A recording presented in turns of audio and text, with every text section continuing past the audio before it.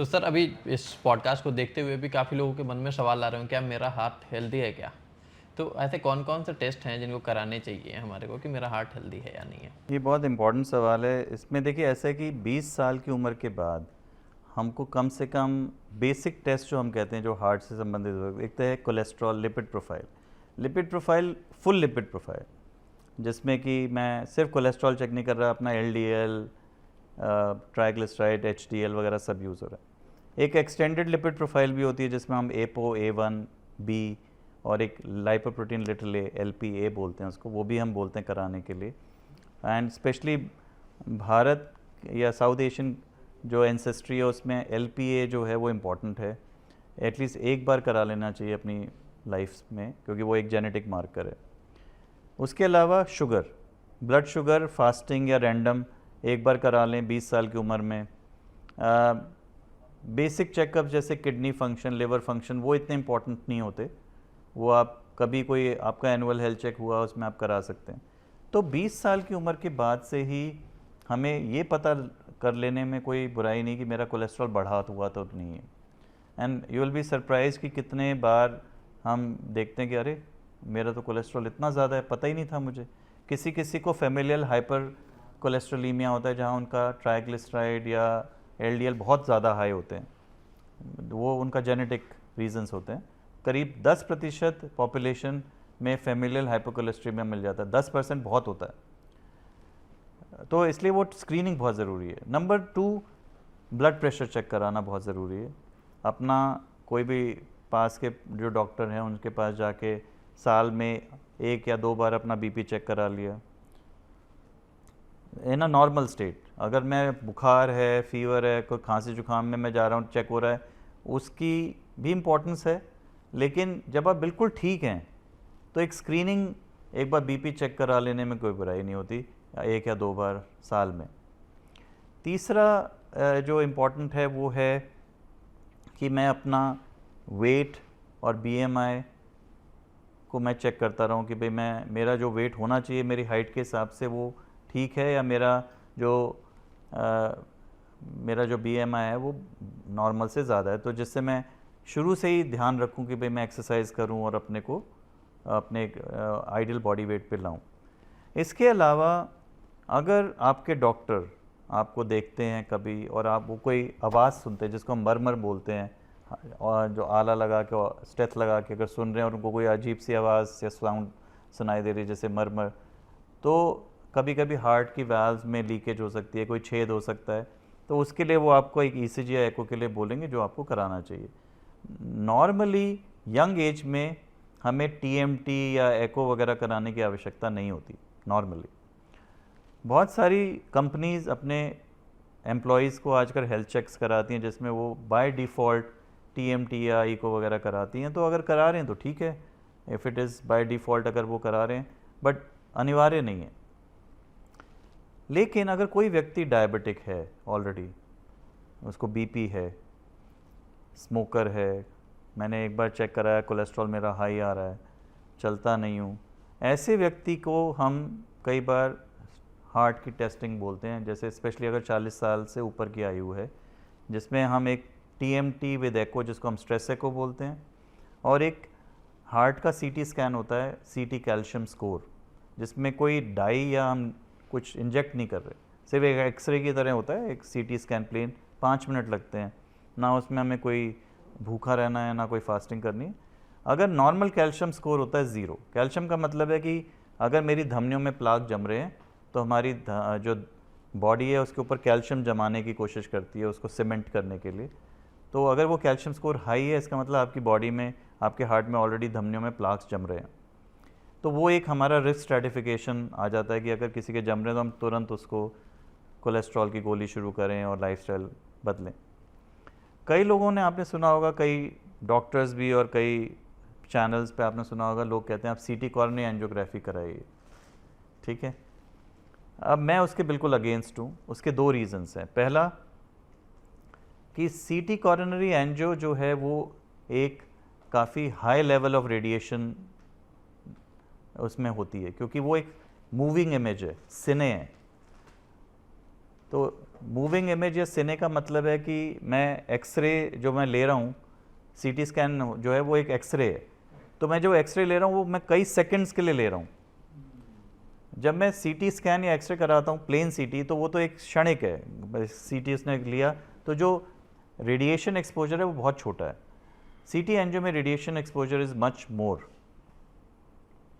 Number 1, आज के जो नई सीटी स्कैन मशीन्स हैं उनमें रेडिएशन एक्सपोजर फिर भी कम है, एंजियोग्राफी में भी कम है, बट फिर भी इट इज़ सब्सटैंशियल। नंबर 2, मैं एक डाई दे रहा हूँ जो कि मेरी रेयरली ही सही किडनीज़ को अफेक्ट कर सकती है, कभी कभी एनाफिलैक्टिक रिएक्शन हो सकता है, चाहे रेयर ही हो, चाहे 1 in 1000 ही हो, लेकिन हो सकता है। नंबर 3, मान लीजिए हम 3 बैठे हैं, हम तीनों ने हमने सीटी एंजियो कराया और उसमें एक का 20% ब्लॉक आया, एक का 50 आया, एक का 70 आया, मान लो अलग अलग। अब मैं क्या करूँगा उसके लिए? अब 70% के नीचे मैं कोई एंजियोग्राफी नहीं करने वाला हूँ। मैं कहूँगा भाई अपना लाइफस्टाइल ठीक करो, इस उम्र में नहीं होना चाहिए था, कोलेस्ट्रॉल की गोली शुरू करो, रेगुलर वॉकिंग करो, खाना पीना ठीक करो, मोर fruits and vegetables in your diet, less fats and sugar, यही बोलूँगा लाइफस्टाइल, 1-2 दवाइयाँ। जिसका 70% आ गया, अब वो कहेगा कि सर 70% पे तो हो सकता है मेरे को स्टेंट डलना चाहिए, ठीक है। अब मैं पूछूंगा अगर आप कितना चलते हो, कहते जी मैं 5 से 8 किलोमीटर रोज़ चलता हूँ, मुझे तो कोई सिम्टम नहीं है, मैंने तो ऐसे ही चेक करा लिया था कि कोई ब्लॉकेज तो नहीं है। अब हम फंस गए, क्योंकि अब मेरे सबकॉन्शियस माइंड में मुझे पता है कि मेरा 70% ब्लॉक आ गया, और अब मुझे यही डर लगा रहेगा हर वक्त कि 70 का 80 तो नहीं हो गया, 80 का 90 तो नहीं हो गया, मुझे कब हार्ट अटैक पड़ेगा। हार्ट अटैक 70%, 80% या 50% पे निर्धारित नहीं है, वो हम पहले ही बात कर चुके हैं। वो प्लाक रप्चर के ऊपर डिपेंड करता है। प्लाक रप्चर से बचने के लिए मुझे अपनी लाइफस्टाइल ही सुधारना है। तो मैं सीटी एंजियो तब करता हूँ जब मुझे, मान लीजिए कोई है जिसके फादर की हार्ट अटैक पड़ गया 40 साल की उम्र पे, वो स्मोकर भी है, जब चलता है तो एक छाती में भारीपन या बहुत सांस फूल रही है, कैल्शियम स्कोर हमने किया तो वो उसका 80, 100 या 200 आ गया, तब मैं उसका सीटी एंजियो कराऊँ, समझ आता है। तो मैं सीटी एंजियो हर एक में कराने का कोई मतलब नहीं है। It is not a screening test, it has to be use judiciously. जहाँ हम बोलते हैं इंटरमीडिएट रिस्क पॉपुलेशन, जहाँ मुझे शक है कि हो सकता है और शायद मैं अगर अर्ली इंटरवेंशन करूँ तो फ़ायदा होगा। हाई रिस्क पॉपुलेशन है जिसमें प्रत्यक्ष उसको सिम्टम हो रहे हैं, चलने में छाती में भारीपन है, ईसीजी में चेंजेस, एको में चेंजेस, टीएमटी या स्ट्रेस एको में चेंजेस हैं, उनका तो फिर हम एंजियोग्राफी करेंगे कन्वेंशनल, फिर सीटी क्यों करेंगे। तो ये बहुत ज़रूरी है चीज़ें समझनी, कि जो है टेस्ट भी सोच समझ के करने चाहिए, बिना सोचे समझे नहीं करने चाहिए। एक सर क्वेश्चन जो जनरली लोगों के मन में रहता है कि मेरा हार्ट रेट कितना होना चाहिए नॉर्मल इंसान का, और क्या ये मेल और फीमेल में डिफ़र भी करता है? हाँ, ये बहुत इम्पॉर्टेंट सवाल है। तो इसको मैं ऐसे शुरू करता हूँ इसका आंसर, कि अगर हम प्रकृति में देखें तो जो जायंट टॉर्टॉइज है पैसिफिक ओशन में, उसका हार्ट रेट होता है 15, वो 750 साल जीता है। एक वेल का हार्ट रेट होता है 30, वो 350 साल जीती है। एक आदमी का एवरेज हार्ट रेट 70-72 मान लीजिए, वो जीता है करीब 100 साल। एक डॉग का होता है अराउंड 110-115, वो जीता है 15 साल। तो प्रकृति में जिसका हार्ट रेट जितना स्लो होगा, फिजियोलॉजिकल हार्ट रेट, उतना ही वो लंबा जिएगा। जो लोग मैराथन रनर्स हैं, एंड्योरेंस एथलीट्स हैं, खेलते हैं, टेनिस, क्रिकेट, बैडमिंटन, जो भी रेगुलरली खेलते हैं, उनका हार्ट रेट आपको हमेशा 50 से 60 के बीच में मिलेगा, जो कि उनके लिए नॉर्मल है। जो बहुत ज़्यादा एंड्योरेंस एथलीट्स हैं, उनका 40-45 भी मिल सकता है, which is normal for them. On the other hand, अगर मेरा रेस्टिंग हार्ट रेट हमेशा ही ज़्यादा रहता है, 80, 100, स्पेशली 90 के ऊपर, इसका मतलब या तो मैं फिज़िकली डीकंडीशनड हूँ, चलता फिरता ही नहीं हूँ, कभी कभी थायराइड डिसीज़ हो सकती है, अनीमिया हो सकता है। Anaemia is very common specially in women. तो अनीमिया मतलब हीमोग्लोबिन कम है, तो उसमें भी हार्ट रेट बढ़ सकता है। एंग्जाइटी एट्सेट्रा, तो बहुत सारे कारण हैं जिसमें हार्ट रेट बढ़ा हुआ रह सकता है। मोस्टली पैथोलॉजिकल होगा वो, और वो हमें ढूंढना चाहिए क्यों। कम हार्ट रेट आपको देखना पड़ेगा कि पैथोलॉजिकल है। जैसे एक 80 वर्ष के व्यक्ति में या 70 वर्ष के व्यक्ति में सडनली मैं देखूं 40 का हार्ट रेट है, तो first cause will be complete heart block या नीड फॉर अ पेसमेकर। वही एक 30 साल के व्यक्ति में जो कि रनर है, उसमें मैं 40-45 का हार्ट रेट देखूंगा तो मैं बहुत ज़्यादा बॉदर नहीं करूंगा, स्पेशली अगर सिम्टम ही नहीं है तो हार्ट रेट का कोई लेवल नहीं है, वो डिपेंड करता है कि मैं किस व्यक्ति को देख रहा हूँ, और क्लिनिकल कॉन्टेक्स्ट में मुझे देखना पड़ता है कि वो हार्ट रेट की वैल्यू कितनी है। तो मैंने एक आर्टिकल में पढ़ा कि देर आर 2 टेस्ट्स विच, एक की आपने ऑलरेडी बात करी calcium score, and there is another test called APOB। और ये जो सोर्स है इस आर्टिकल का, it is a very trusted kind of a source.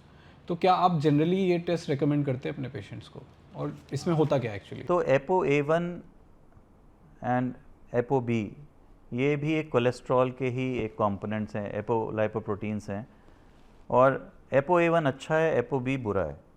तो नॉर्मली मेरा ApoA1 ApoB से ज़्यादा होना चाहिए।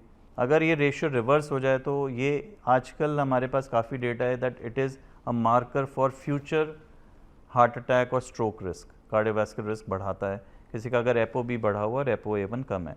Same is with lipoprotein little A, LPA।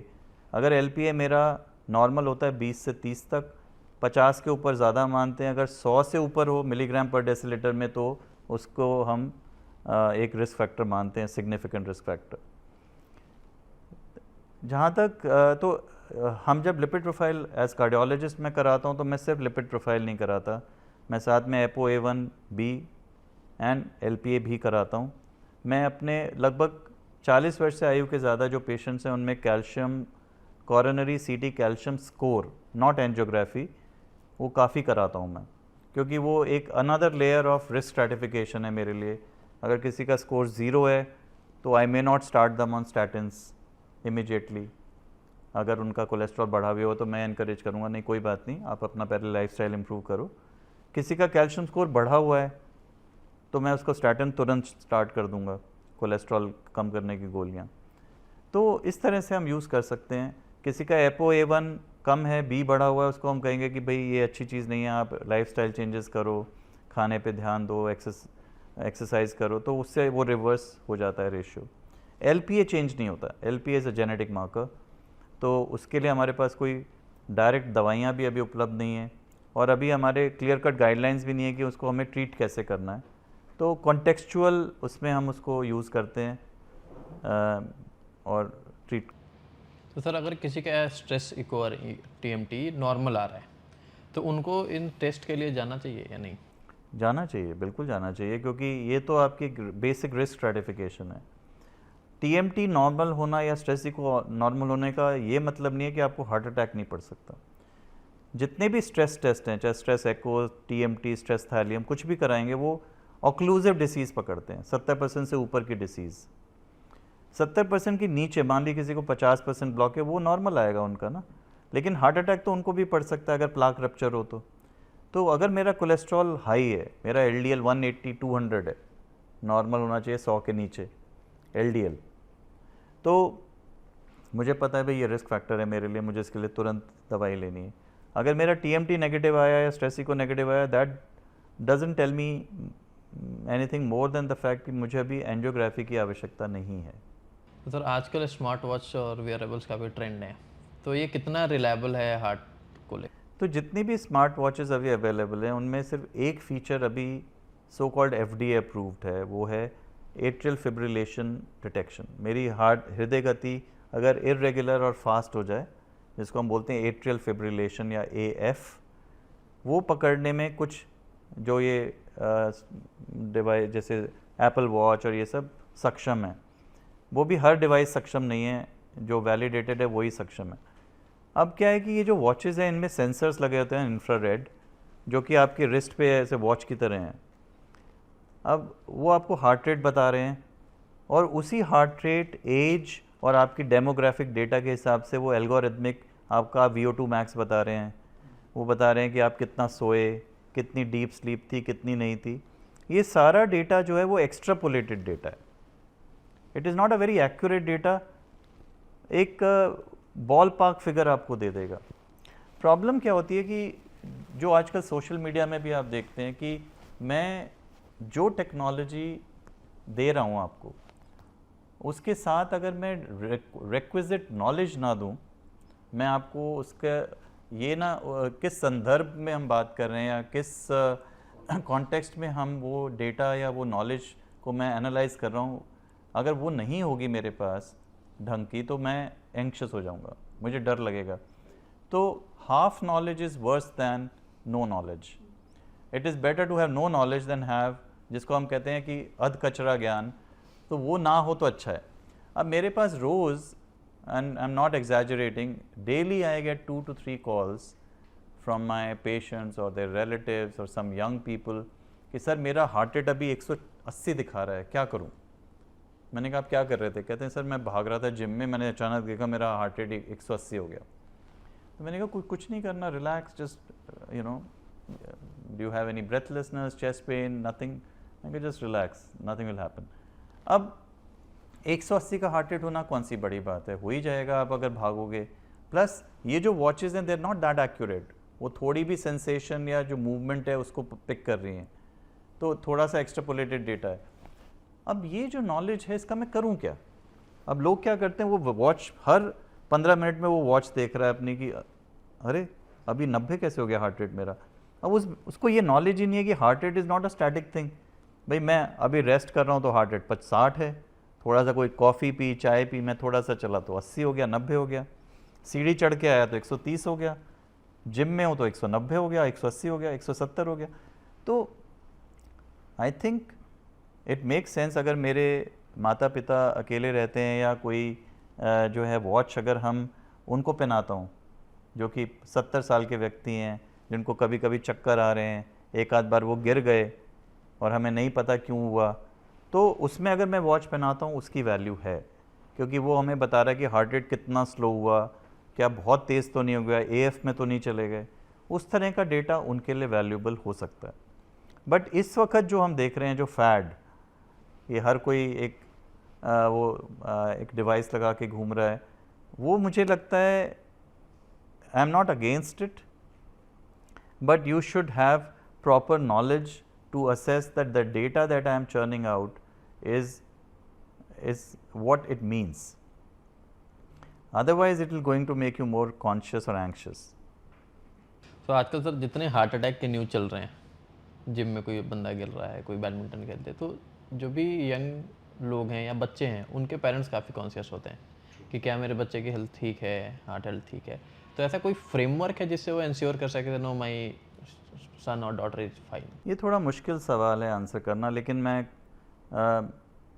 इसको इस तरह से अगर हम देखें कि स्कूल में जब बच्चा है तो स्कूल से एग्ज़िट 12वीं क्लास कक्षा से बाहर जाने से पहले अगर मैं उसका एक ECG करा लेता हूँ, मैं उसका एक सिंपल, जैसे कि स्कूल्स में हर बच्चे का एक कुछ ना कोई मेडिकल एग्ज़ाम तो होते ही हैं बीच में, छठी में या कभी और उसमें मैं सपोज़ मैंने ECG देखा, उसमें मेरे को अगर मैं 100 ECG करूँगा तो करीब 1 या 2 ECGs में मुझे प्रॉब्लम दिख जाएगी।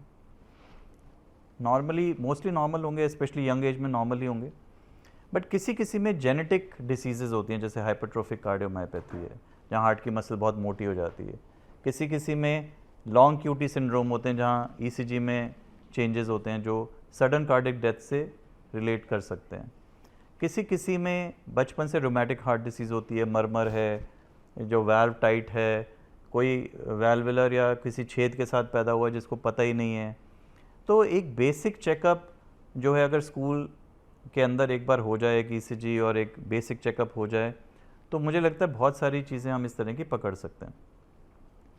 दूसरा है कि अगर आप सोच रहे हैं, सपोज़ मैं कोई 30-35 साल का व्यक्ति है जो कहता है कि मुझे लॉन्ग डिस्टेंस रनिंग करनी है। अब आजकल मेरे पास बहुत लोग आते हैं कि मुझे जो है हाफ मैराथन भागना है 6 महीने बाद, तो हम उनको क्या नॉर्मली यही बोलते हैं कि ठीक है आप अपना एक स्ट्रेस इको करा लो या एक एको करा लो, TMT करा लो। 40 वर्ष के ऊपर स्ट्रेस इको बोलते हैं, 40 वर्ष के नीचे अगर कोई रिस्क फैक्टर नहीं है तो एक ECG एको भी कर लें तो चलेगा। हमारे पास फोर्टिस में we have a lot of population from Gurgaon जो स्पोर्ट्स फैनेटिक्स हैं, तो हमने स्पेशली उनके लिए कार्डियोपल्मोनरी एक्सरसाइज टेस्ट या CPET होता है जिसमें हम VO2 max और बाकी चीज़ें देखते हैं, और हम एक ट्रिपल टेस्ट करते हैं जिसमें हम कार्डियोपल्मोनरी एक्सरसाइज टेस्ट जो मास्क लगा के ऑक्सीजन एक्सचेंज, कार्बन डाइऑक्साइड और ऑक्सीजन एक्सचेंज और आपकी एंड्योरेंस देखता है, VO2 max निकालता है, प्लस साथ में हम स्ट्रेस इको भी कर लेते हैं उनका, तो ट्रिपल टेस्ट हो जाता है जो कि मोस्ट हॉस्पिटल्स में नहीं अवेलेबल है। तो अगर वो ठीक आता है तो chances are that you will be all right. तो एटलीस्ट वो एक basic checkup at least for endurance athletes, competitive sports में ये हम हमेशा एडवाइस करते हैं। मान लीजिए आपको डायबिटीज़ है, हाइपरटेंशन है, एंड सडनली उसे कि नहीं यार बहुत हुआ, अब मैं एक्सरसाइज करूँगा, और आप जिम चले गए, आपने अपना कोई टेस्ट नहीं कराया, और आपके जिम ट्रेनर ने कहा कि ठीक है सर आप TMT शुरू कीजिए, थोड़ा वेट शुरू कीजिए, और आप मान लीजिए आपकी अंडरलाइंग हार्ट की एक आर्टरी में 90% ब्लॉक है, चलते हैं तो सांस फूलता है, छाती में भारीपन आता है जो हम इग्नोर करते जा रहे हैं, तो कई बार वो पेशेंट्स कोलैप्स कर सकते हैं ड्यूरिंग दोज एक्सरसाइज। तो कभी भी अगर आप कोई ऐसा निर्णय लेते हैं जहां आप एक्सरसाइज शुरू करना है या जिमिंग करनी है, तो पहले अपने फिजिशियन से मिलें, कार्डियोलॉजिस्ट से चाहें तो मिल सकते हैं, कि वो एक बेसिक टेस्टिंग करा लें आपकी। जैसे मैं नॉर्मली एक स्ट्रेस इको, कैल्शियम स्कोर और CPET किसी में मैं कराता हूँ, तो उससे काफ़ी हम हद तक रूल आउट कर सकते हैं कि you are safe enough to do this exercise. तो मेरे ख्याल से कई लोग एक और गलती करते हैं, जैसे मैंने 2 महीने कोई एक्सरसाइज नहीं की, मैं ट्रैवल कर रहा था, पहले मैं बेंच प्रेस कर रहा था, 60-80 किलो वज़न उठा रहा था, अब 2 महीने में एक्सरसाइज नहीं की, मैं आया और मैंने कहा यार 2 महीने मैंने एक्सरसाइज नहीं की, अब चलो कल से शुरू, और जाते ही मैंने बिल्कुल वहीं से शुरू किया 80 किलो से, और 1 घंटे की ये जो है रनिंग, एंड मैं 12 की स्पीड पे मैं ट्रेडमिल पे भाग रहा हूँ 12 किलोमीटर पर आवर। ऐसे लोगों में कभी कभी हमने सडन कार्डियक इवेंट्स देखे हैं because their body was not used to it for the last 2 months. कई लोग ये चीज़ एक बहुत इंपॉर्टेंट चीज़ मैं यहाँ बोलना चाहता हूँ कि जो एक्सट्रीम एंड्योरेंस स्पोर्ट्स के लोग हैं, जो मैराथन या जो वेट लिफ्टिंग इसमें हैं, उनमें sudden cardiac death risk is higher than normal population because of the sheer endurance training that they do, and this is a scientific fact. तो एटलीस्ट इन लोगों में they should be very much aware कि वो अपना periodic checkup कराते रहें, और एक हाई लेवल ऑफ जो कार्डियक टेस्टिंग अगर हो जाती है, कार्डियोपल्मोनरी टेस्टिंग, तो वो that is much safer. So sir, अगर कोई पेशेंट अपने किसी भी कार्डियोलॉजिस्ट को दिखा रहे हैं, तो जनरली कई बार हम लोग देखते हैं, हमारे पास भी पेशेंट्स आते हैं, उनको पता ही नहीं होता कि अपने डॉक्टर से पूछना क्या है मोस्ट ऑफ द टाइम में। तो कौन से ऐसे 5 सवाल आप पेशेंट्स को रेकमेंड करेंगे कि वो अपने कार्डियोलॉजिस्ट से तो ज़रूरी पूछें? तो कार्डियोलॉजिस्ट या फिजिशियन, मतलब दोनों ही हो सकते हैं, बट हाँ जो मेरे पास आते हैं तो जो 5 सवाल मैं अगर पेशेंट हूँ तो मैं जो पूछना चाहूँगा वो ये कि मैं क्या क्या ऐसी चीज़ें टेस्ट कराऊँ जो मुझे ये बता सके कि मैं कहाँ खड़ा हूँ, मेरा कितना कार्डियक रिस्क है।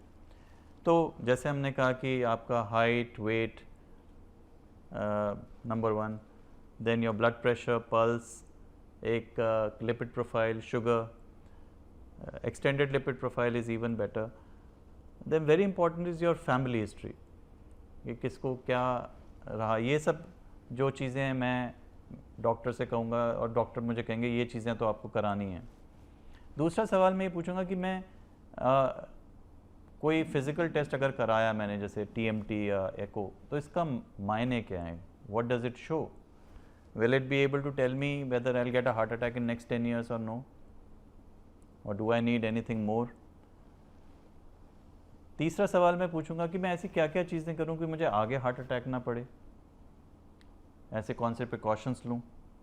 चौथा कि अगर मुझे हार्ट अटैक पड़ जाए या मेरी फैमिली में किसी को हो जाए तो मुझे क्या क्या करना चाहिए? और पांचवा जो मुझे पता करना है वो ये कि क्या मैं कोई ऐसी डिवाइस या कोई ऐसी चीज़ घर पे रखूं जिससे मैं रेगुलर मॉनिटरिंग कर पाऊँ या ना कर पाऊँ। तो ये 5 सवाल में लगभग आप सब कुछ कवर कर पाएंगे। उसमें हम जब पूछेंगे कि कैसे प्रिवेंट करें तो उसमें हम एक्सरसाइज, डाइट, स्लीप, इन सब के बारे में तो बात करेंगे, बट ये 5 प्रश्न जो हैं वो आपको ज़रूर इनके आंसर्स पता होने चाहिए। सर, जो इंटरनेट का फेवरेट सवाल है वो है खाने को लेके, कि अगर मुझे हार्ट रिलेटेड कोई प्रॉब्लम है तो मुझे क्या खाना चाहिए क्या नहीं खाना चाहिए। तो आप अगर एक फ्रेमवर्क समझा सके एक लेमैन को कि मैं एक पर्टिकुलर चीज़ कुछ खाने जा रहा हूँ, तो मैं उस खाने को देख के क्या जज कर पाऊँगा, कैसे जज कर पाऊँगा कि मुझे ये खाना चाहिए या नहीं खाना चाहिए? ये बहुत इम्पोर्टेंट सवाल है और अब मैं इसको दो तरह से आंसर कर सकता हूँ। एक है कि मैं आपको एक साइंटिफिक हैट पहनूँ, एक डॉक्टर का हैट पहनूँ और कहूँ कि देखो ये चीज़ें खाओ, इनमें इतना प्रोटीन है, इतना फैट है, और ये खाओ और ये मत खाओ। ये चीज़ें काम नहीं करती, क्योंकि मैं जब अपनी एक आम ज़िंदगी जीता हूँ तो उसमें सिर्फ एक ही चीज़ काम करती है, वो है कॉमन सेंस। तो कॉमन सेंस अब 3000 सालों से जो मेरे पूर्वज खाते आ रहे हैं वो ख़राब तो नहीं होगा। अब लोग कहते हैं कि देसी घी मत खाओ, क्यों ना खाओ भाई, अपने घर का निकला हुआ या शुद्ध देसी घी है तो खा लो, क्या दिक्कत है? आपके पूर्वज भी खाते हैं, आप भी खा लो।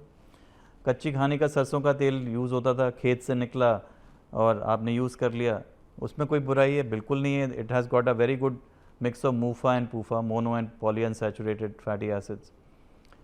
क्या मैं ऑलिव ऑयल खाऊं? लोग मेरे पे हमेशा पूछते हैं। अब olive oil is good for Mediterranean type of eating, जहाँ वो ड्रेसिंग की तरह यूज़ होता था और बॉइलिंग पॉइंट उसका लो होता है, उसमें तल नहीं सकते आप। अपना जो भारतीय खाना है वो तो अलग है ना। तो ऑलिव ऑयल 4 गुना महंगा है। A lot of things are sold to you without any merit.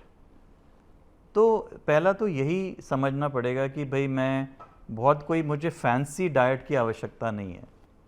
अगर मेरी डाइट में फल, सलाद, सब्जी अच्छी मात्रा में है, अगर मैं वेजिटेरियन हूँ तो पनीर, दूध, दही, जो प्लांट बेस्ड मेरे प्रोटीन्स हैं, प्रोडक्ट्स हैं, वो सब बढ़िया हैं, कोई दिक्कत नहीं है। लोग कहते हैं कि मैं ज्वार की रोटी खा लूँ, बाजरे की रोटी खा लूँ और आटा ना खाऊँ, मुझे कोई आपत्ति नहीं है। अगर आपका आराम से खा सकते हो तो खा लो। आटा ख़राब है? ख़राब तो नहीं है, कार्बोहाइड्रेट है थोड़ा, बट है तो होल ग्रेन। तो अगर आप व्हीट विद ब्रैन खा रहे हैं एक रोटी, ये मैं ज़रूर करूँगा कि अगर आप मोटे हैं या अगर आपका वेट ज़्यादा है, मोटापा है, तो मैं कार्बोहाइड्रेट कम करना चाहूँगा, तो मैं 3 रोटी खाता हूँ तो 2 कर दूँ, उसके जगह फल, सब्जी, सलाद, स्प्राउट्स, बीन्स, ये सब शुरू कर दूँ। मीठा बहुत अवॉइड करूँ, क्योंकि सबसे बड़ा जो आज की डेट में टॉक्सिक है चीज़ वो मीठा है। मीठा जो है वो ज़्यादा ख़तरनाक है बजाय फैट के। अगर आप देखें तो 3 से 4 चम्मच देसी घी या कच्ची खाने का सरसों का तेल या canola oil, rice bran oil, olive oil, कुछ भी यूज़ कर सकते हैं, कोई दिक्कत नहीं आती। हार्ट पेशेंट्स भी यूज़ कर सकते हैं। कम से कम मेरी डेली कंजम्पशन फ्रूट्स और वेजिटेबल्स की होनी ज़रूरी है, कम से कम 2 पोर्शंस। पोर्शंस का मतलब है जैसे एक सेब, एक केला, अमरूद, आम लोग कहते हैं ख़राब है, शुगर बढ़ाता है, ऐसा नहीं है। आप एक फ्रूट बोल बना लो, असॉर्टेड, उसमें फ्रूट डाल लो, थोड़ा सा उसमें आम आ जाएगा तो क्या दिक्कत है? कुछ नहीं होगा। अब आम का सीज़न आएगा और आपको मैं आम ही ना खाऊं तो ये तो कॉमन सेंस तो नहीं है ना। खाएगा, हर इंसान खाता है, खा लो। तो बट ये पता होना चाहिए कि भाई इससे मेरी शुगर बढ़ सकती है तो इसको मैं थोड़ा कम खा लूँ। अब कोई शादी ब्याह है घर में और कोई आपको जा रहे हो, आप वहाँ पे कोई तली हुई चीज़ है, कोई छोला भटूरा है, कभी महीने में 1 दिन खा लो, कुछ नहीं होता। लेकिन साथ में मुझे पता होना चाहिए कि भाई मुझे रेगुलर कम से कम 150 minutes per week of moderate exercise, intensity exercise, जैसे कि तेज़ चलना, कुछ लोग स्विमिंग कर सकते हैं, कर लें, साइकिलिंग कर लें, जिम जा सकते हो तो चले जाओ, but don't go overboard. Keep it simple and gradual. हमेशा जब भी कोई एक्सरसाइज या कुछ शुरू करें, धीरे से शुरू करें, 2-4 हफ्ते ग्रेजुअली उसको अपस्केल करें, एकदम से नहीं शुरू करनी या तेज़ी से नहीं, उसको इंटेंसिटी नहीं बढ़ानी एकदम से। तो अगर मैं 45 मिनट्स वॉक कर रहा हूँ, इट इज़ गुड, बट सिर्फ वॉक से फ़ायदा नहीं है। थोड़ी बहुत कार्डियो के साथ साथ स्ट्रेंथ ट्रेनिंग ज़रूरी है। जैसे कि पहले के ज़माने में क्या था, मैं बाज़ार गया तो 4 किलो आलू, यहाँ से कुछ 2-4 किलो सब्जी लेके चल रहा हूँ 20 मिनट घर तक, तो मेरी कार्डियो भी हो रही है और स्ट्रेंथ ट्रेनिंग भी हो रही है साथ साथ। आजकल वो है ही नहीं, आजकल तो ब्लिंकिट किया घर में आ गया। तो पॉइंट है कि हम खुद बीमार हो रहे हैं अपनी आदतों की वजह से। If you keep it simple, जैसे हम थे, अब पहले घरों में पोंछा लगाते थे, अब वो स्क्वाटिंग हो रही है, सारे जॉइंट्स मूव कर रहे हैं, you are actually moving, you know, आप स्क्वाटिंग करते हुए आप मूव कर रहे हो, तो that is an amazing strength training. पहले उखड़ू बैठते थे टॉयलेट में, अब कोई बैठता ही नहीं, तो आपकी प्रॉक्सिमल मसल वीकनेस शुरू हो गई, आपकी काफ स्टिफनेस शुरू हो गई, पहले तो नहीं होती थी। आप गांव में अभी भी जाओ चौपाल में, तो जो किसान होगा वो उखड़ू बैठा होता है घंटों। आप सोचो उसकी कितनी फ्लेक्सिबिलिटी होगी और कितनी अच्छी स्ट्रेंथ होगी, that they can sit like this for hours together. तो बहुत सारी जो चीज़ें हमारे साथ जुड़ी हुई थी गांव से, और बचपन में जब हमारा बचपन था वो अच्छी थी। हम अर्बनाइजेशन का मतलब ये नहीं कि हम प्रोग्रेसिवली प्रोग्रेस कर रहे हैं towards better, no, we are actually regressing health wise. ज़्यादा पैसा, आराम, बड़ी गाड़ी, एसी, इसका मतलब ये नहीं कि आप प्रोग्रेस कर रहे हैं, हेल्थ वाइज तो आप रिग्रेस ही कर रहे हैं। तो सर इंटरनेट पे काफ़ी सारे वीडियोस हैं जो आर्टरी ब्लॉकेज को रिवर्सल के लिए, तो क्या सच में खाने के साथ पॉसिबल है क्या, या डाइट के साथ? नहीं, एक बार मेरा प्लाक बन गया तो वो रिग्रेस नहीं होता किसी भी चीज़ से। अगर कोई कहता है कि वो रिग्रेस हो जाएगा, वो झूठ बोल रहा है। लेकिन हम उस प्लाक को स्टेबल कर सकते हैं। तो मेरा प्लाक जितना हार्ड होगा, जिसका लिपिड कोर जितना कम होगा, जितना वो सॉफ्ट ना हो, उतना मेरे लिए अच्छा है। और वो प्लाक हार्ड कैसे होगा? डाइट सबसे ऊपर है, एक्सरसाइज नंबर 1, खाने से भी ज़्यादा इम्पॉर्टेंट एक्सरसाइज है। तो अगर मैं डायबिटीज़ हो, कुछ भी हो, लेकिन मैं रोज़ 5 किलोमीटर घूमता हूँ, चांसेस है कि मेरा हार्ट अटैक का रिस्क काफ़ी कम होगा। जब मैं चलता हूँ तो मेरी जो बड़ी बड़ी मांसपेशियाँ, जांघों की, टांगों की, कंधों की, इनमें काफ़ी ये ब्लड में से ग्लूकोज सोखती हैं। तो इवन डायबिटिक्स या नॉन डायबिटिक्स में, so the biggest endocrine organ of our body is the muscles. They are endocrine organ, they actually are the biggest endocrine organs. तो जब आप एक्सरसाइज करते हैं तो you feel good, right, always. आप सुबह एक्सरसाइज शुरू करें, आधा पौना घंटा करके आप निकलेंगे तो आप पूरे दिन नहीं थकेंगे। जिस दिन आप सुबह एक्सरसाइज नहीं करेंगे, आपको सारे दिन गिरा गिरा सा लगेगा। तो that is very important. Exercise is number 1, followed by diet. Third is sleep. Good sleep is very very important. कम से कम 6 से 8 घंटा एवरेज जो है, वो डिपेंड करता है आपकी कितनी, आपको पता होता है 7 से 8 घंटा ना एवरेज होती है, वो बहुत ज़रूरी है। Make sure that you follow your circadian rhythm. हम सबके अंदर एक इंटरनल क्लॉक है, जो अगर प्रिमिटिव क्लॉक से जाएं तो जैसे ही अंधेरा होता था सोने का टाइम हो जाता था, तो 7-8 बजे तक सो जाते थे लोग, 4 बजे उठ जाते थे। अब चलो वो तो संभव नहीं है, तो 11 बजे तक सो जाओ और 6-7 बजे उठो। 10 बजे सो जाओ तो 5 बजे उठ जाओ, वो तो और भी अच्छा है। लेकिन उतनी स्लीप लेनी ज़रूरी है। तो सबसे पहला काम जो करना होता है, मैं हमेशा बोलता हूँ कि फ़ोन को उठा के रख दो दूर, कोई स्क्रीन नहीं, कोई टीवी नहीं, कुछ नहीं, for half an hour before sleep. कुछ पढ़ लो, कोई म्यूज़िक सुन लो, कुछ करना है जस्ट बैठ जाओ शांत। Because your mind needs, it's a computer, CPU है, उसको भी तो ठंडा होने में और कूल डाउन करने में टाइम लगेगा। If you keep bombarding your brain with images, sounds, flashes of light, जिसको हम ब्लू लाइट बोलते हैं, तो वो आपको कभी भी आराम से सोने नहीं देगी। It will start tampering with your circadian rhythm and health. तो ये इंपॉर्टेंट है। इंटरनेट पे है रेड वाइन हार्ट के लिए बहुत अच्छा होता है, तो क्या ये मिथ है या सच है? मिथ। सो रेड वाइन में एक रेजरवेट्रॉल करके एक सब्सटेंस होता है, जिसको हम किसी स्टडीज़ में बोला गया कि आपका जो है, अगर आप रेजरवेट्रॉल ले रहे हैं या रेड वाइन ले रहे हैं तो आपको हार्ट अटैक का रिस्क कम होगा। अब these are not double blind randomise control trials, observational studies हैं। Alcohol in any form is bad, it is injurious to health in any form, in any quantity. पहले हम बोलते थे कि अगर for men 45 ml per day and 30 ml for women per day, अगर if you are habituated to alcohol तो ले सकते हो, but with an increase risk of cancer. अब तो वो भी नहीं है। अब तो हमें पता है कि भाई any amount of alcohol is avoidable. लेना है तो सोशल ड्रिंकिंग में कभी कभार ले लिया, but should not be part of your natural normal day to day usage. Smoking, not even 1 cigarette is allowed. Smoking kills. Tobacco kills. वो chewing, वो कैंसर भी करेगा, हार्ट अटैक, स्ट्रोक भी करेगा।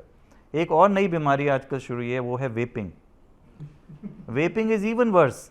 वेपिंग में क्या हो रहा है कि आप बिल्कुल फाइन पार्टिकुलेट मैटर्स को अपने अंदर ले रहे हो सांस लेते हुए, और वो केमिकल्स हैं सारे, वो अंदर जा रहे हैं, बिल्कुल एल्वियोला तक जाके इन्फ्लेमेशन कर रहे हैं। I have seen few cases who have presented with irreversible ILD, interstitial lung disease, young people, asthma की तरह प्रेजेंट करते हैं, people with heart attacks.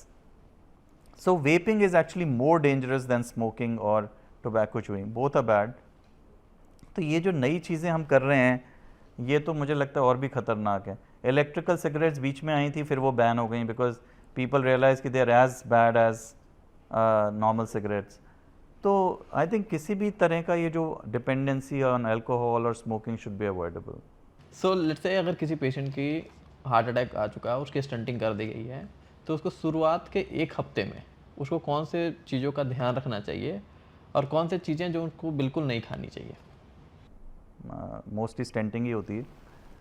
किसी किसी में ट्रिपल वेसल डिसीज़ या ब्लॉकेजेस मिली तो हमने बाईपास कर दी। तो एक चीज़ जो मैं हमेशा हर पेशेंट को बोलता हूँ वो ये कि इसका मतलब ये नहीं कि आज से आपकी लाइफ बदल गई। मेरा ये ध्येय नहीं है कि मैं आपको हमेशा ये याद दिलाता रहूं कि अब आप हार्ट पेशेंट हो, कि आप बीमार हो। मेरा वो ध्येय नहीं है। मेरा ध्येय है कि मैं आपको उस माइंडसेट से बाहर निकालूं कि अब आप ठीक हो, जो हमने स्टेंट लगाया वो आपको ठीक करने के लिए लगाया है, और इसका ये कोई मतलब नहीं कि आप अपनी नॉर्मल ज़िंदगी नहीं व्यापन कर सकते, पहला। नंबर 2, ऐसी कोई भी चीज़ नहीं है जो वो नहीं खा सकता, कोई प्रॉब्लम नहीं है। लोग कहते हैं कि सर घी बंद कर दिया हमने। मैंने कहा क्यों किया? कहाँ लिखा है कि आप घी नहीं खा सकते या तेल नहीं खा सकते? थोड़ा बहुत घी तेल तो सबको खाना ही है ना, फैट तो हमें खाना है।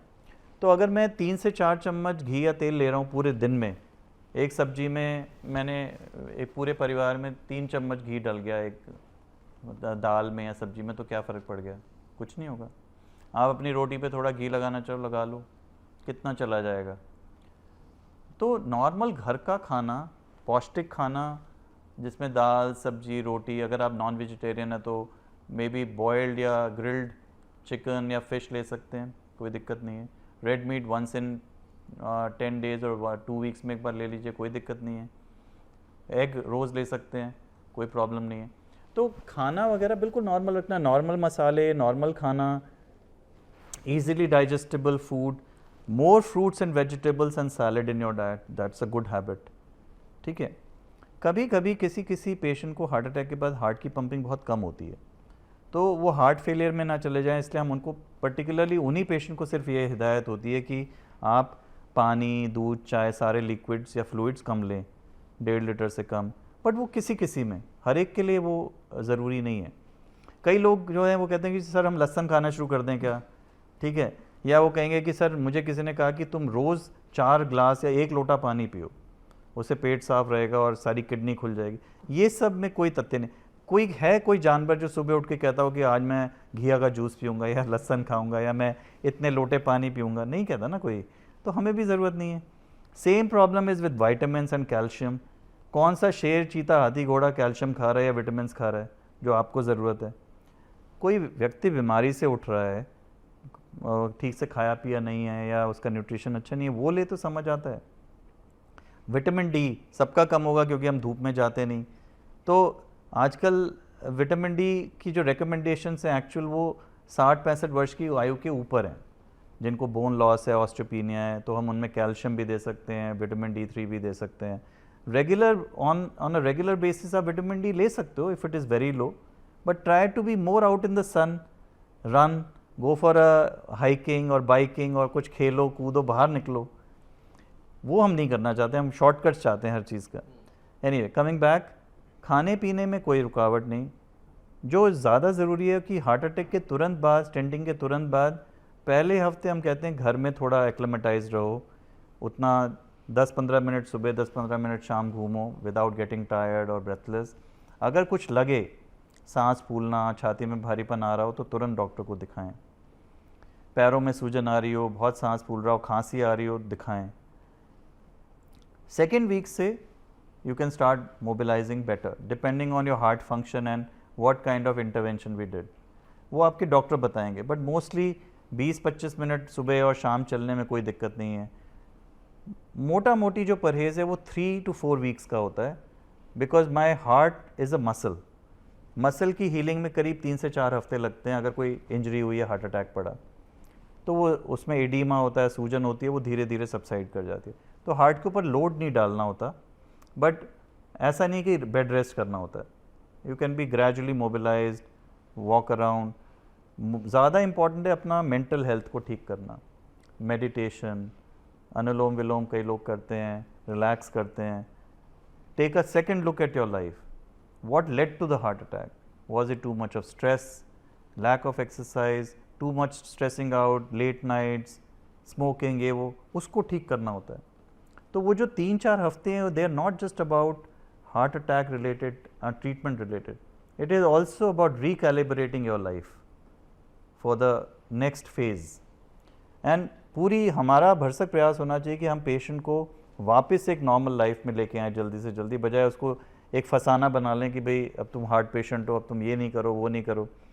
और हमारे देश में क्या है, हर कोई डॉक्टर है, हर इंसान दूसरे इंसान को बता रहा है कि तुम ये करो, चाहे वो खुद ना कर रहा हो, बट दूसरे को ज़रूर बताएगा कि तुम ये करो, मैंने ये सुना था तो तुम ये करो। तो मुझे लगता है कि जो डॉक्टर्स नहीं हैं या जो इस चीज़ के लिए क्वालिफाइड नहीं है, उनको एक ये लूज़ जो एक राय देते रहते हैं, हमें, मुझे तो नहीं लगता देनी चाहिए। It may harm people more than they can, it will help them. So doctor, stenting के बाद ये जो ब्लड थिनर्स होते हैं वो क्या लाइफ लॉन्ग चलते हैं क्या?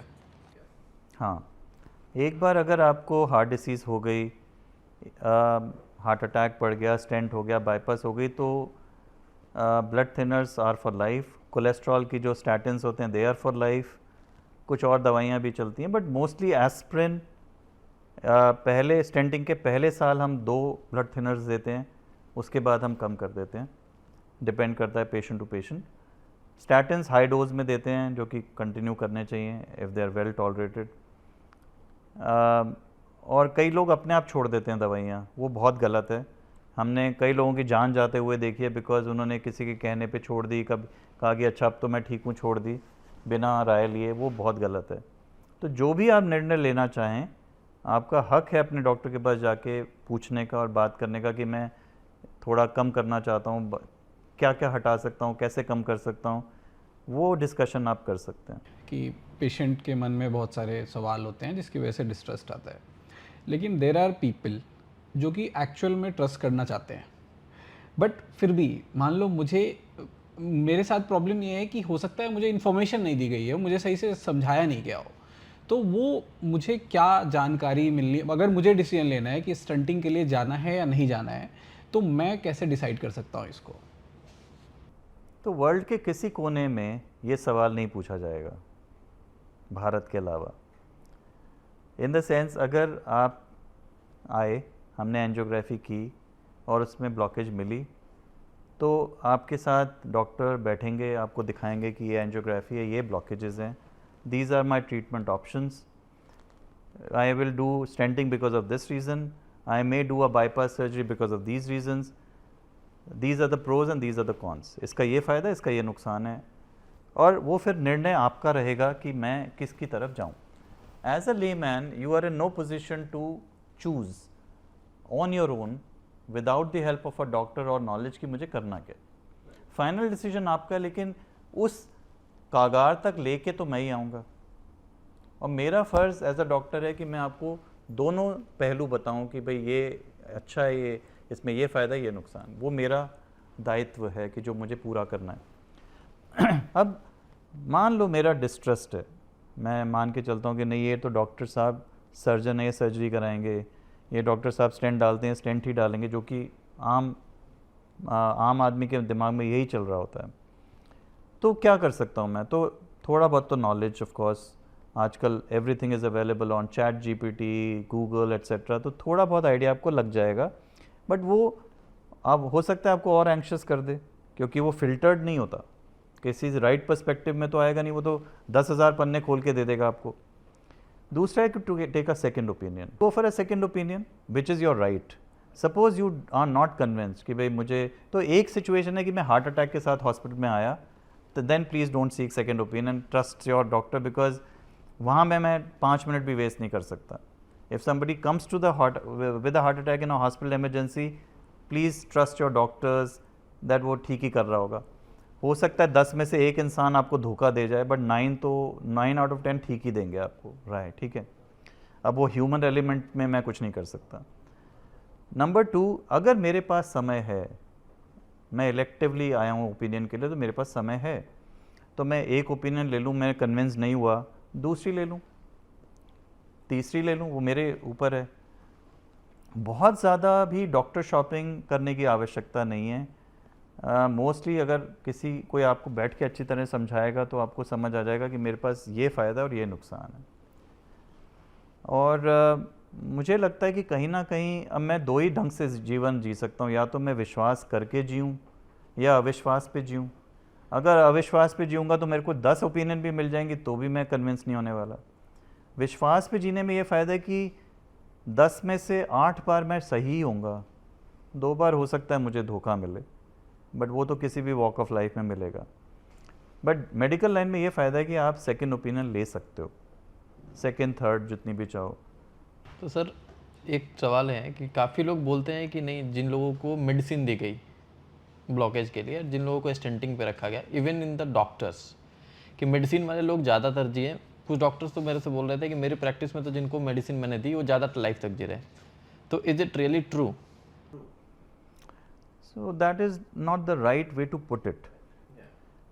ऐसा है कि पहली बात तो जो स्टेबल कॉरोनरी आर्टरी डिसीज़ है, जो हार्ट अटैक के साथ नहीं आया है, स्टेबल है, ब्लॉकेज है बट स्टेबल हार्ट डिसीज़ है, प्रिडिक्टेबल है, उनमें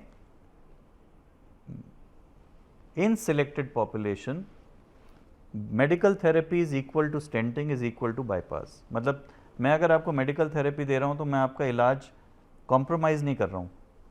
हर केस में स्टेंटिंग की आवश्यकता नहीं होती, हर किसी में बाईपास की भी आवश्यकता नहीं होती. अगर मान लीजिए मेरे सिम्टम्स दवाइयों के साथ स्टेबल हैं और चल रहे हैं, तो मैं उसको पेशेंट को दवाइयों पे चला सकता हूँ. मान लो कोई मेरे पास 40 वर्ष की आयु का 45-50 वर्ष की आयु का व्यक्ति आता है और कहता है उसका डायबिटीज़ है, ट्रिपल वेसल डिसीज़ है, और वो कहता है मुझे बाईपास या स्टेंटिंग नहीं करानी. मैंने कहा ओके, आपको दवाइयों पे डाल देता हूँ. कितनी दवाइयाँ होंगी? करीब 8 से 10 दवाइयाँ डलेंगी, जिसमें ब्लड थिनर होंगे, कोलेस्ट्रॉल की होगी, 3 एंटी एंजाइनल्स होंगे, बीटा ब्लॉकर्स वगैरह वगैरह, और वो खा रहा है, उसका काम चल रहा है. लेकिन एक 50 वर्ष का आयु अगर वो कहे कि मेरे को मैराथन दौड़नी है, या मुझे कैलाश मानसरोवर जाना है, मुझे हाइकिंग पे जाना है, लेह पे जाना है, क्या मैं जा सकता हूँ? कोई भी doctor with triple vessel disease कहेगा देखिए खतरा तो रहेगा हार्ट फेलियर में जाने का, पल्मोनरी एडीमा में जाने का. मैं अपनी बिल्कुल लाइफ अच्छी तरह से जी सकता हूँ. अगर मैं 8 या 10 किलोमीटर चल रहा हूँ दवाइयों पे, तो चलने दो, कोई ज़रूरत नहीं है. अगर मेरी क्वालिटी ऑफ लाइफ अफेक्ट हो रही है तो फिर बाईपास या स्टेंटिंग की तरफ जा सकते हैं. तो डिपेंड करता है केस टू केस. कई हैं जिनकी डिफ्यूज़ डिसीज़ है, जिसमें ना स्टेंटिंग हो सकती है, बाईपास हो सकती है, स्पेशली डायबिटिक्स में, तो हम उनको दवाइयों पे ही रखते हैं, क्योंकि उनकी धमनियाँ इतनी पतली हैं कि उनमें स्टेंट नहीं जा सकता, बाईपास नहीं हो सकती. तो मेरे हिसाब से ये जनरलाइज्ड रूल नहीं है, और केस टू केस बेसिस पे हमें निर्णय लेने होते हैं. कोई ये कहे कि सिर्फ दवाइयों पे रहो और तुम्हें आगे कुछ नहीं होगा, ये गलत है. अगर सिम्टम्स हैं, अनस्टेबल एंजाइना हो रहा है, पेशेंट के जो सिम्टम्स हैं वो चेंज हो रहे हैं पिछले 1-2 हफ्ते में, तो बिल्कुल तुरंत जाना चाहिए डॉक्टर के पास और कराना चाहिए, because we call it unstable angina. Sir stenting के बाद जनरली अपनी normal day to day life कब शुरू कर सकते हैं, specially like driving? And one question which many people asked us also is when they can start their से sexual life. Very important question. So usually अपनी normal life, अगर मेरा heart function normal है, मैं हार्ट फेलियर में नहीं था, तो बहुत जल्दी शुरू कर सकते हैं. 2 से 3 हफ्ते में आप ड्राइविंग शुरू कर सकते हैं. Sexual activities can be started mostly by about 3 to 4 weeks usually. If your heart attack was not very say big in a layman term, जिसमें मेरे को कोई हार्ट की क्षति नहीं हुई, तुरंत मैंने स्टेंटिंग करा के I am back to normal, तो चांसेस आर कि my recovery will be faster. And you should be back to your all normal activity by about 3 to 4 weeks. Driving में कोई प्रॉब्लम नहीं है, you can actually, if you're okay and your doctor tells you that you're fine, then you go ahead and start in about 2 weeks time or so. लेकिन ये सारे निर्णय आपके doctor की सलाह के साथ ही होने चाहिए हमेशा, बिकॉज हर पेशेंट अलग है। ये सेम जनरलाइज रूल नहीं हो सकता कि मैं पेशेंट को बोलूं बस इसके बाद अब आप ठीक हो। हर पेशेंट अलग है इस मामले में। और स्टेंटिंग के बाद कितनी फ्रीक्वेंटली अपने कार्डियोलॉजिस्ट को दिखाते रहना चाहिए? 1 से 3 महीने के अंदर फिर बुलाते हैं, and once they are stable then 6-6 महीने में या साल में एक बार भी आ सकते हैं। अगर आप दूर रहते हैं तो साल में एक बार, पास रहते हैं तो 3 से 6 महीने में एक बार दिखाने में कोई दिक्कत नहीं। पहला साल इम्पॉर्टेंट है, पहले साल में ही सबसे ज़्यादा री विजिट्स या री एडमिशन्स या री हार्ट अटैक्स होते हैं। तो अगर मेरा पहला साल अच्छा निकल जाता है तो चांसेस हैं कि मैं आगे भी ठीक ही रहूँगा। अगर सर कोई पेशेंट अपने डाइट को स्ट्रिक्टली फॉलो करे एंड रेगुलर एक्सरसाइज करे तो क्या ये वो अपने फ्यूचर ब्लॉक्स को रोक सकता है? हाँ बिल्कुल। अगर मेरे को ब्लॉक्स हों भी तो भी मैं आगे, अगर आप देखेंगे तो अगर मैं अपना लाइफस्टाइल अच्छा कर लेता हूँ तो प्लाक स्टेबलाइज हो जाते हैं। कोई 50% प्लाक पड़ा है तो पड़ा ही है 10-10 साल से, नहीं बढ़ रहे वो, क्योंकि मेरा लाइफस्टाइल अच्छा है। Exercise also allows you to develop collaterals. तो जो लोग रेगुलर एक्सरसाइज करते हैं उनको अगर हार्ट अटैक पड़ेगा भी, their chances of handling it better are much higher.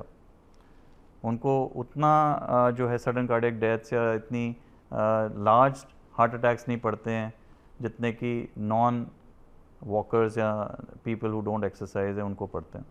एक सर सवाल हमने डिस्कस किया कि स्टंटिंग में हम जो डाई डालते हैं तो मेनी पेशेंट फेयर कि अगर डाई डाल रहे हैं तो ये मेरे किडनी या अदर पार्ट्स ऑर्गन को अफेक्ट करेगा, तो डाई जनरली कितने टाइम में हमारे शरीर से कम्प्लीटली बाहर हो जाता है? वो बिल्कुल गलत है, उसमें कोई डाई से कुछ नहीं होता। तो एंजियोग्राफी में हम मुश्किल से 30 ml डाई डालते हैं जिसका किडनी पे लगभग ना के बराबर इफेक्ट पड़ता है।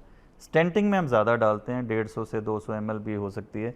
तो अगर किसी का किडनी ऑलरेडी ख़राब है या कॉम्प्रोमाइज्ड है, उसमें हमें स्पेशल प्रिकॉशंस लेनी पड़ती हैं स्टेंटिंग से पहले।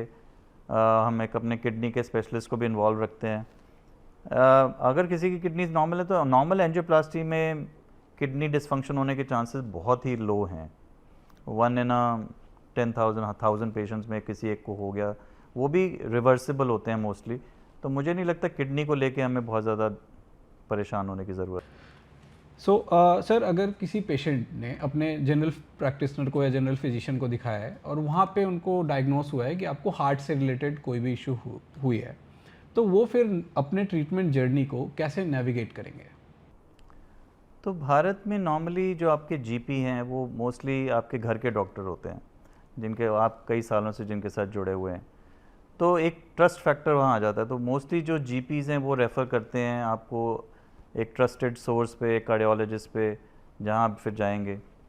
मान लीजिए उन डॉक्टर साहब से मिलके आपको उतना कन्विंस नहीं हुए आप, और आप तो देयर आर प्लेटफॉर्म्स ऑनलाइन, जैसे आप ही का प्लेटफॉर्म है Bigo health, which can give you that platform to connect you to the right doctors और कार्डियोलॉजिस्ट एट्सेट्रा। वो एक है आपके पास। दूसरा है कि आप you can go online and check about the reputations. आजकल तो हर चीज़ आप गूगल पे या बाकी प्लेटफॉर्म्स पे भी देख सकते हैं, आपके अपने प्लेटफॉर्म पे भी काफ़ी जानकारी है। तो मुझे लगता है ये ज़रूरी है, एंड आप अपने जीपी के ऊपर ट्रस्ट करना ज़रूरी है, क्योंकि वो आपकी पहला जो है सोर्स ऑफ इंट्रैक्शन है। एंड जो लोग ऑनलाइन पद्धतियों से या जो डिजिटल वर्ल्ड से आजकल की जैसे पॉपुलेशन है बहुत एट ईज़ है, तो उनके लिए तो बहुत आसान है कि वो अच्छे प्लेटफॉर्म्स जैसे बिगो हेल्थ है, कई और प्लेटफॉर्म्स है, उन पे जाके आप ये फ्लोट कर सकते हैं कि भाई मेरे को ये किसी से कनेक्ट कराना है, मेरे को ये प्रॉब्लम्स हैं, मैं कहाँ जाऊँ। तो वो उनको आप एक डायरेक्शन दे सकते हैं। सर, हमने थोड़ा सा सेकंड ओपिनियन के बारे में बात किया, बट एज अ कार्डियोलॉजिस्ट हो सकता है कोई पेशेंट ऑलरेडी किसी कार्डियोलॉजिस्ट को दिखा रहे होंगे, they may be in some small towns और इनफैक्ट दिल्ली एनसीआर में भी दिखा रहे होंगे, बट एक पेशेंट को आप जैसे सीनियर कार्डियोलॉजिस्ट के साथ सेकंड ओपिनियन लेने के क्या क्या फ़ायदे होते हैं जनरली? देखिए, सेकंड ओपिनियन मेरा हक है, इसमें किसी को बुरा मानने की ज़रूरत नहीं है, कोई ईगो हैसल नहीं हो रहा है यहाँ पे। मेरा हक है भाई, मैंने किसी से एक राय ली, अब मैं कन्विंस नहीं हूँ या मुझे लगता है कि चलो मैं एक और ओपिनियन ले लूँ, and usually opinions can differ. मैं कुछ बोल रहा हूँ, दूसरा बोल रहा है, ज़रूरी नहीं है कि जो पहले ने बोला वो गलत था या जो मैंने बोला वो सही है। It can be a difference of opinion, it can be a my approach में बी डिफरेंट देन योर्स। तो सेकंड ओपिनियन अगर जैसे हमारे से लेते हैं, हम लोग आजकल वीडियो कंसल्ट्स करते हैं जो हर हॉस्पिटल प्रोवाइड करता है, there are platforms way which you can connect. उसका फ़ायदा ये होता है कि सेकंड ओपिनियन से एक तो अगर मैंने भी वही कहा जो आपके डॉक्टर ने कहा, तो आप कन्विंस हो जाएंगे कि भाई ठीक है, I am on the right path. Suppose I don't say, I am neutral, you have not come to me directly, you are taking an opinion, so मैं आपको चांसेस है कि एक बैलेंस्ड व्यू दूंगा कि मतलब मेरे हिसाब से ये इश्यूज़ हैं और इन चीज़ों को आपको दोबारा से देखना चाहिए। तो सेकंड ओपिनियन मेरे हिसाब से is a very good option, and जहाँ मैं कन्विंस नहीं हूँ या जहाँ मुझे लगता है कि I may get better medical facilities और ओपिनियंस, तो वो मुझे करना चाहिए। क्या लहसुन खाने से आर्टरी की ब्लॉकेज खुल जाती है क्या? मुझे नहीं मालूम, मैंने ये चीज़ ना पढ़ी है और ना, मैं इतना जानता हूँ कि बहुत लोग खाते हैं और इसके पीछे कोई साइंटिफिक एविडेंस तो नहीं है। पतले लोगों की हार्ट अटैक की समस्या नहीं हो सकती है क्या? ऐसा बिल्कुल भी नहीं है, ये एक भ्रांति है। इनफैक्ट एक ओबेसिटी पैराडॉक्स होता है जहाँ कुछ मोटे लोग जो मोटापे के शिकार हैं, वो उनकी metabolic health is better than people who are thin, तो they are metabolically normal obese also. तो ये एक भ्रांति है। बीपी की जो दवाइयाँ होती हैं वो एडिक्टिव होती हैं। अब ये जो है बिल्कुल ऐसा नहीं है। एडिक्शन का मतलब है कि अगर मैं दवाई ना खाऊं तो मेरे को विड्रॉल सिम्टम्स हो जाए, अगर हम उस ढंग से ले रहे हैं तो हाँ, क्योंकि अगर मैं बीपी की दवाई नहीं खाता then there are chances that my BP may have a rebound hypertension and बहुत हाई जाके और डैमेज करेगा। मैं बीपी की दवाई इसलिए खाता हूँ क्योंकि मैं अगर बीपी की दवाई नहीं खाऊं और मेरा बीपी 150, 140, 90 भी रहे 4-5 साल, तो वो मेरे वाइटल ऑर्गन्स को डैमेज कर रहा है। तो मैं बीपी की दवाई को अपना साथी समझूं, दुश्मन नहीं। वो मेरे को फ़ायदा कर रही है, आगे heart attack, stroke, kidney damage से बचा रही है। तो दवाई, अगर आपके डॉक्टर कहते हैं कि भाई आप 10 किलो वज़न आपने लूज़ कर लिया, आप अपना सारा लाइफस्टाइल अच्छा करें, तो बहुत सारे लोगों की दवाई हट जाती है, हम नहीं देते उन्हें। तो बिना पूछे अपने आप बंद करना गलत है, और ये भी भ्रांति गलत है कि अगर एक बार बीपी की दवाई शुरू हो गई तो बंद नहीं होती, ऐसा नहीं है। 50% लोगों की बीपी की दवाई बंद हो जाती है अगर वो सही ढंग से अपना लाइफस्टाइल निभाएं। स्मोकिंग सिर्फ लंग को अफेक्ट करता है? इससे बड़ी जो है भ्रांति नहीं हो सकती। Smoking kills by 1000 ways. It can cause a heart attack, stroke, indirectly heart failure. Cancers are, or mostly all cancers are related to tobacco use. Addiction भी है, it is a big strain on your pocket as well. तो smoking by any yardstick is one of the most damaging things possible. और वो तो मेरे हिसाब से तो बिल्कुल उसका सेवन करना गलत है किसी भी लेवल पे। तो सर क्या क्रोनिक स्ट्रेस या ग्रीफ भी हमारे हार्ट हेल्थ को इफेक्ट करता है क्या? बिल्कुल करता है। In fact out of the 9 major risk factors, stress और psychosocial stress is one of the major risk factors for heart disease. Chronic grief, बल्कि इसको मैं कहूँगा क्रॉनिक स्ट्रेस। तो क्रॉनिक स्ट्रेस जो है वो हमारी रोज़मर्रा की ज़िंदगी का एक जो एम्बिएंट स्ट्रेस है, उसको हम क्रॉनिक स्ट्रेस बोलते हैं, जो कई बार पता ही नहीं लगता। तो ये इन्फ्लेमेशन पैदा करता है, and we know that it can contribute to heart attack, strokes, also changes in your lifestyle. So lot of people going to depression, फिर वो ठीक से खाते पीते नहीं है, एक्सरसाइज नहीं करते, तो वो मेरे हर लाइफ के हर आयाम को अफेक्ट कर रहा है, जो मेरे को इनडायरेक्टली मेरे हार्ट हेल्थ और कार्डियोवैस्कुलर हेल्थ को अफेक्ट करता है। डायबिटीज़ से भी जुड़ा है, हाइपरटेंशन से जुड़ा है, मोटापे से जुड़ा है, कैंसर से जुड़ा है, इम्यूनोलॉजिकल डिसीज़ से जुड़ा है। तो स्ट्रेस तो किसी भी फॉर्म में हमारे लिए बुरा है। Okay, so thank you so much sir for all your information. और ये हम आशा करते हैं कि जो भी जानकारी आपने शेयर करी ये हमारी देश की पॉपुलेशन को अवेयर करेगी और वो अपने ट्रीटमेंट जर्नी में एक इन्फॉर्म्ड डिसीजन बना सकेंगे। सो अगर आपको डॉक्टर विनायक से ऑनलाइन कंसल्ट या आकर के दिखाना है तो आप बिगो हेल्थ पे या नीचे दिए गए नंबर पे हमसे कंसल्ट कर सकते हैं and we will try to connect you with the sir. So thank you so much sir. मुझे बहुत अच्छा लगा यहाँ पे आज बिग ओ हेल्थ में आके, और इतने सारे जो आपने क्वेश्चंस पूछे और जो हमारा एक इंटरेक्शन हुआ, तो मुझे लगता है कि मेरा हमेशा से ये ध्येय है कि हम सही जानकारी जो है आम आदमी तक पहुँचाएँ, और एक healthy nation is a wealthy nation. तो बिना हेल्थ के हम कहीं नहीं पहुंचेंगे, और हमारे देश में जहां 140 करोड़ लोग हैं, हमें अल्टीमेटली प्रिवेंशन पे ही ज़्यादा ध्यान देना पड़ेगा, और जहां ट्रीटमेंट की आवश्यकता है वो पहुंचे तो बहुत अच्छी बात है।